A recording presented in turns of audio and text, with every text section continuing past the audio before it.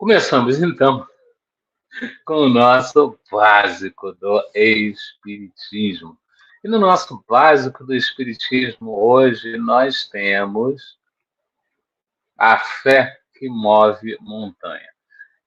Eu separei algumas poucas lâminas, aqui daria uma conversa fraterna de bastante tempo, acredito que mais de uma hora, até porque o assunto seria interessantíssimo do ponto de vista de aprendizado, já que a gente tem a história de Cristo dizendo para os seus discípulos que eles falharam porque estavam com pouca fé e que se eles tivessem fé do tamanho de um grão de mostarda, que é minúsculo, minúsculo, minúsculo, uma fé do tamanho de um grão de mostarda, eles iriam para a montanha ir de um lado para o outro e a montanha assim faria.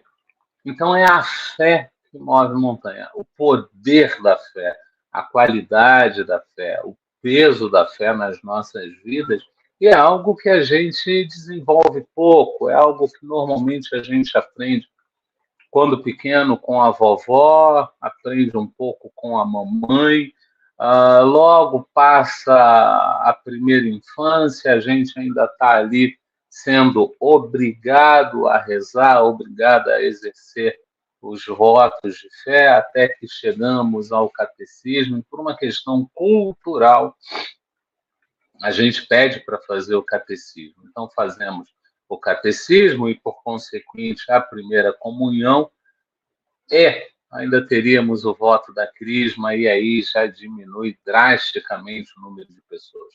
Então, isso para falar só de católica, que é o que aqui no Brasil a gente tem o maior número de seguidores. Então, sim, vai um número absurdo para o batismo, vai um número muito menor para o catecismo, um número muito menor ainda para a primeira comunhão, um número infinitamente menor para a crisma, e não tem mais renovação de votos, não tem nada disso. Porque muitas vezes a gente desgruda da fé, a gente se perde da fé, a gente desencontra da fé. A gente desencontra da fé. E aí não tem como. Eu já estou no Wi-Fi, paciência. E aí a gente desencontra da fé. Mas, se eu uso a fé como ponto de reflexão, ponto de confiança, a minha fé acaba trazendo, né? Então, eu preciso ver a fé como um exercício de reflexão e de confiança. Ora, aconteceu. Ora, se aconteceu, é possível. Ora, se é possível, eu vou praticar mais. A fé, ela é uma coisa que dá para você inserir a ideia de fé em alguém através do conhecimento, através do exemplo, mas a fé ela precisa ser desenvolvida dentro de cada um. Eu não posso pegar a minha fé e emprestar para outro, muito embora eu utilize a minha fé para pedir por outro, mas a fé do outro é a fé do outro, ele precisa acreditar. A fé é uma coisa tão interessante nos tempos atuais que a gente vê, inclusive, pessoas no mau caminho exercendo a sua fé. A gente vê pessoas que vão cometer coisas erradas, vão cometer crimes, que se reúnem para fazer orações, né, para pedir para serem assistidos. Né?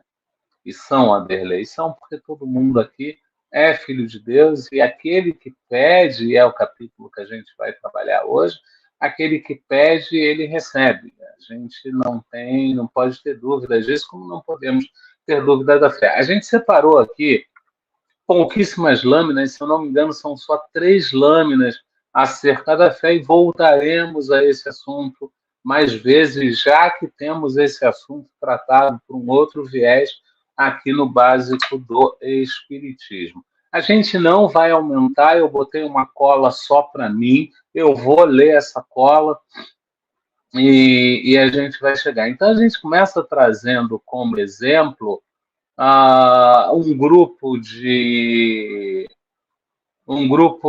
passagens, né? Então a gente está falando aqui de Mateus, capítulo 9, versículo do 18 ao 28, Falava ele ainda quando um dos dirigentes da sinagoga chegou, ajoelhou-se diante dele e disse: Minha filha acaba de morrer. Vem e impõe a tua mão sobre ela e ela viverá. Então Jesus estava na sinagoga, estava em palestra. Me chega uma pessoa e simplesmente diz: Olha, eu tenho uma fé tão grande em ti que mesmo a minha filha tendo morrido, eu venho a ti e digo que se você for lá, ela há de reviver, ela há de ressuscitar, ela há de voltar. Exemplo de fé. Jesus se levantou-se com ele e também os seus discípulos. Nisso, uma mulher que havia 12 anos vinha sofrendo de uma hemorragia, chegou por trás dele e tocou na borda do seu manto, pois dizia a si mesma: se eu tão somente tocar em seu manto, ficarei curada. 12 anos, 12 é ótimo, 12 anos com um sangramento, foi aí que a mente voou, pulou, 12 anos com um sangramento, e aí ela acredita que só de tocar as vestes de Cristo ela vai ser curada. Voltando-se, Jesus a viu e disse: Ânimo, filha, a sua fé a curou. Em alguns lugares a gente vê coragem, filha, a sua fé te curou, ou em outros lugares a gente vê só a sua fé te curou, a sua fé a curou. E a gente vê muitas passagens com a tua fé te curou. A gente está preparando, inclusive, um outro trabalho dentro do básico do Espiritismo, para ir ao ar por esses dias, em que a gente também puxa essas passagens mais por um outro viés. Aí a gente trabalha passagem por passagem. Então, ele diz para ela: olha, a sua fé te curou. Olha o poder da fé. A fé, ela tem um poder tão forte, que eu, ao ascender, ao atender, ao buscar esse poder, eu me torno curador de mim mesmo. E, inclusive, a exemplo dos discípulos, eu torno curador do outro. E isso é fé. Isso é pura fé. A gente não pode esquecer que estamos falando de magnetismo e que o magnetismo, quando eu sei manipular, ele pode ser manipulado e tudo pode mudar. A gente segue mais um pouco. Quando ele chegou à casa do dirigente da sinagoga e viu os flautistas e a multidão agitada, disse: Saiam, a menina não está morta, mas dorme. Todos começaram a rir dele, porque sim, Jesus ele teve muitas passagens, de desconfianças, seja pelos publicanos, seja pelos fariseus, mas eram muitas desconfianças, e em alguns casos ele enfrentava um sarcasmo absurdo, porque essas risadas, elas não eram só risadas, elas eram também uma mostra de sarcasmo, né? Então todos começaram a rir dele. Depois que a multidão se afastou, ele entrou e tomou a menina pela mão e ela se levantou. A notícia deste acontecimento espalhou-se por toda a região. Saindo Jesus dali, 2 cegos o seguiram, clamando: Filho de Davi, tem misericórdia de nós. Entrando ele em casa, os cegos se aproximaram e ele lhes perguntou: Vocês creem que eu sou capaz de fazer isso? Eles responderam: Sim, senhor. E aí, inclusive, a gente não botou, porque aí ia ficar muito pequeno para o teu amigo ler à distância, mas ainda tem daí o mudo que volta, o surdo que volta a ouvir, porque ele pede para os cegos não falarem nada, os cegos falam sim, e logo chega um mudo também pelo movimento da fé. Pelo movimento da fé. Mas, Aderlei, eu não exerço muito a minha fé. Por incrível que pareça, a gente exerce muito mais do que pensa. É que a gente tem uma cabeça tão cheia de coisas, a gente observa tão pouco os nossos pensamentos, que quando eu digo vou tentar e vou conseguir, eu estou exercendo a minha fé. Quando eu digo o não eu já tenho, vou tentar, eu já estou exercendo a minha fé. Então eu preciso só desenvolver um pouco mais essa fé. E vamos entender aqui, por fé, não é eu ficar parado, não sou eu me acomodar. Ter fé sou eu fazer tudo o que eu posso fazer, tudo o que eu preciso fazer, e acreditar que eu ainda terei ali um aporte do desconhecido, do invisível, e esse aporte há de me ajudar.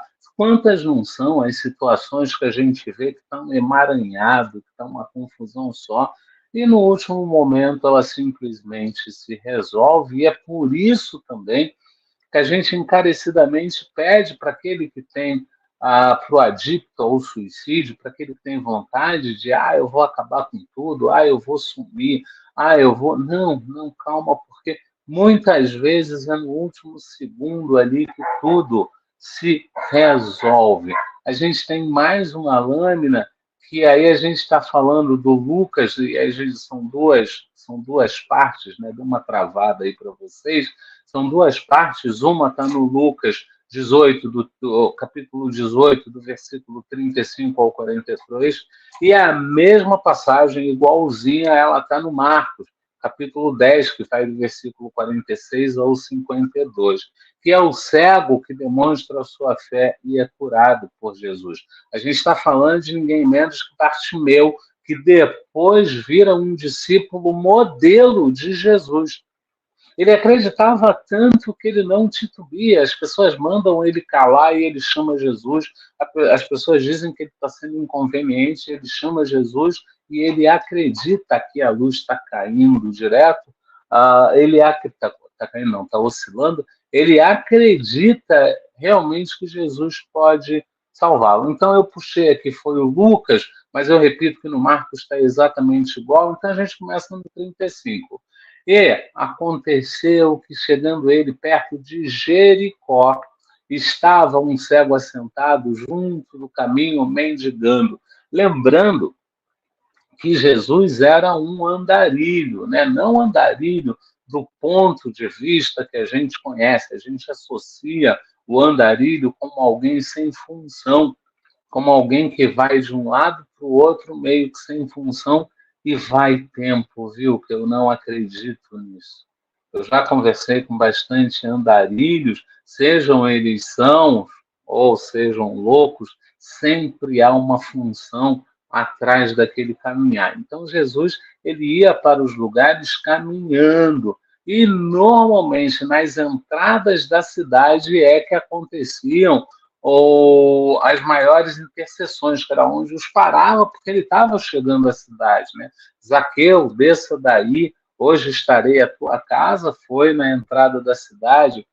A mulher foi na entrada da cidade, agora o cego é em Jericó, a entrada de Jericó, né? E aconteceu que, chegando ele perto de Jericó, estava um cego assentado junto do caminho, mendigando. Isso é outra coisa também muito comum. Nas entradas da cidade é que estavam os pedintes. A gente ainda não sabe se é porque quem estava na cidade já conhecia o pedinte e nada queria dar, ou se aquele que estava chegando vinha repleto de esperança pelo novo, e aí fazer uma caridade era algo que tocava o seu coração. São duas possibilidades muito interessantes que ficam, inclusive, para um outro estudo. E aconteceu pela terceira vez, e aconteceu que chegando ele perto de Jericó, estava um cego assentado junto do caminho, mendigando. E ouvindo passar a multidão, perguntou o que era aquilo. E disseram-lhe que Jesus Nazareno passava. Então clamou, dizendo: Jesus, filho de Davi, tem misericórdia de mim. Jesus, filho de Davi, tem misericórdia de mim. Então o cego, que era cego, para a carne, conseguia enxergar ali o filho de Davi. Olha que interessante, né? Tem um trabalho de um doutor em teologia da Pontifícia Universidade Católica do Rio que fala sobre esse cego. Ele tem um trabalho muito bom sobre esse cego, Bartimeu, e que é muito interessante. Quem quiser, manda aí mensagem, seja pelo canal, seja pelo direct das redes sociais. Aquele trabalho que você falou, e eu disponibilizo o link do trabalho na mesma hora. A gente não colocou aqui porque não tinha referência a esse trabalho, a gente conhece de outras passagens, e vale muito a pena dar uma olhada. E os que iam passando repreendiam-no para que se calasse, mas ele clamava ainda mais: Filho de Davi, tem misericórdia de mim. Então Jesus, parando, mandou que lhe o trouxessem.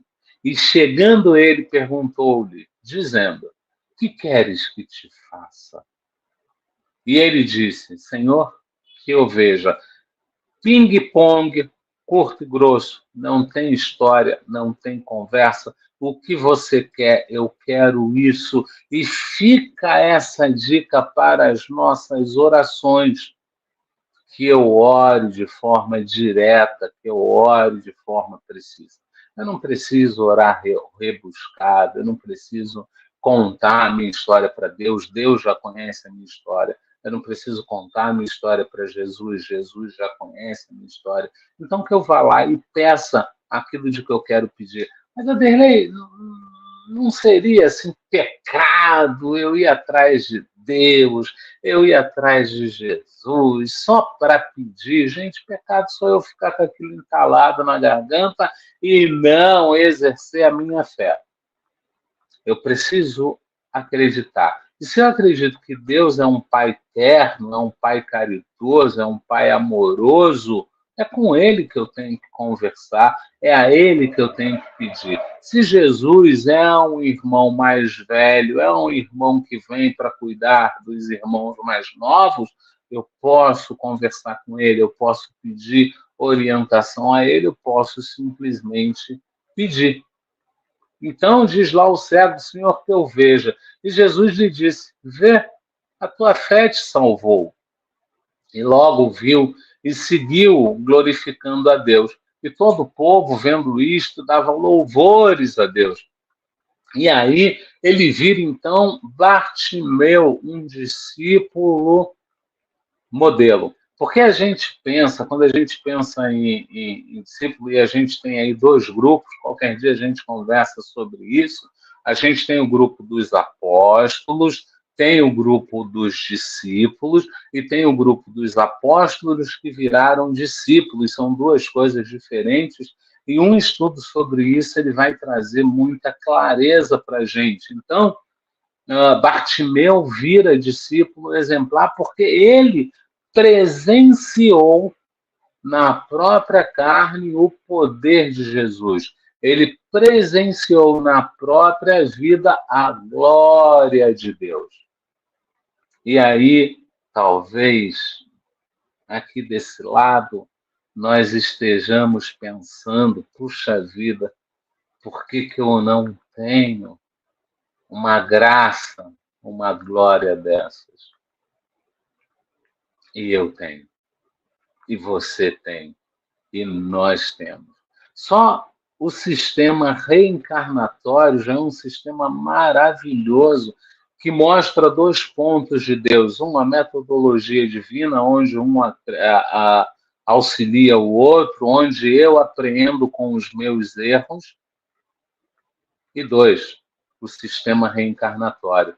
Então, é a metodologia divina, é o sistema reencarnatório que me possibilita ser um agraciado, ter a graça de Deus. Só Deus estar aqui nesse momento, só de você estar aí nesse momento, a gente não faz ideia de quantas pessoas pedem para reencarnar, para reparar, para melhorar, para rever, para seguir. Nossa, não conseguem. E a gente, no entanto, conseguiu.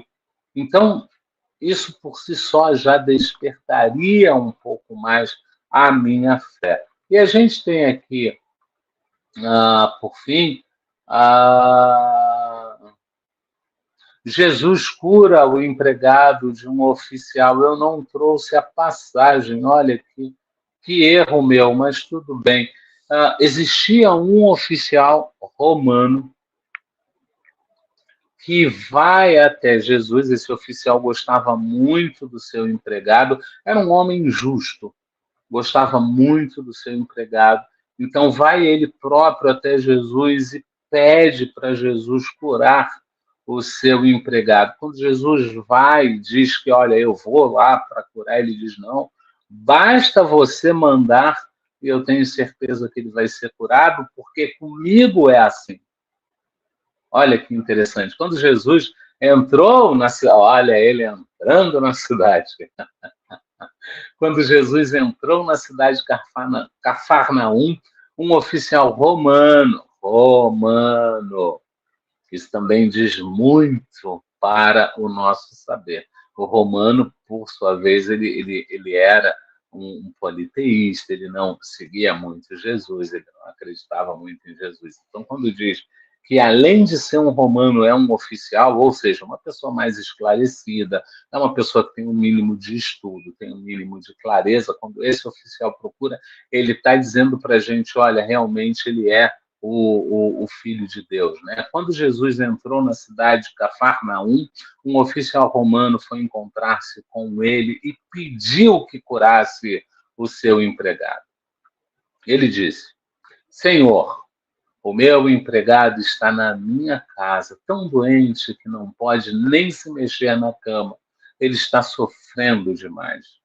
Jesus responde, eu vou lá curá-lo. O oficial, por sua vez, devolve para Jesus, não, senhor. Eu não mereço que o senhor entre na minha casa, dê somente uma ordem e o meu empregado ficará bom. Eu também estou debaixo da autoridade de oficiais superiores e tenho soldados que obedecem às minhas ordens. Digo para um, vá lá, e ele vai. Digo para outro, venha cá, e ele vem. E digo também para o meu empregado, faça isto, e ele faz. E aí Jesus conversa com os seus discípulos, mostrando o grande aprendizado que vem através dessa troca, dessa abordagem, e aí ele pula, eu estou falando aqui do versículo 9, 10, 11 e 12, e aí a gente pula por versículo 13. Jesus disse ao oficial, vá para casa, pois será feito como você crê. Olha que interessante, vá e não peques mais, é uma das frases de Jesus. Vá e não voltes a pecar para que não te aconteça coisa pior. Era uma das frases de Jesus, usada a primeira vez para o cego que estava à beira do poço das curas. Né? Então, para quem não se lembra, a gente traz uma breve lembrança. Então, as pessoas ficavam em volta do poço da cura, os anjos desciam, revolviam a água. O primeiro que entrasse seria curado. E aquele homem estava ali, o paraplégico estava ali, não tinha quem o colocasse na água, então ele não era curado. E aí Jesus vai lá e diz, o que tu esperas aí? Eu estou aqui, mas não tem quem me leve para lá. E Jesus o cura, e para ele Jesus fala, vá, e não peques mais para que não te aconteça as coisas pior. Gente, o que seria pior que ser um paralítico? Você consegue alcançar as possibilidades de aprendizado que a gente tem, possibilidades de aprendizado e reflexões que a gente tem através dessas passagens? Então, ele fala isso. Então, para um é vá e não peques mais, vá e não voltes a pecar, vá e não voltes a pecar para que não te aconteça coisa pior. E aqui ele fala, vá e será feito como você crê. E talvez, todas essas frases nos sirvam. Mas como o tópico de hoje é a fé que move montanha, aqui a gente pode dizer que a vida acontece muito como a gente crê. E a gente precisa crer. A gente precisa acreditar um pouco mais. A gente precisa exercitar a fé, porque a fé é como um músculo. Quanto mais exercita, mais forte ela fica, mais viçosa, mais viva, mais poderosa e mais breve ela fica. Nos auxiliou até aqui o Pentateuco e o próprio material que a gente tem no canal.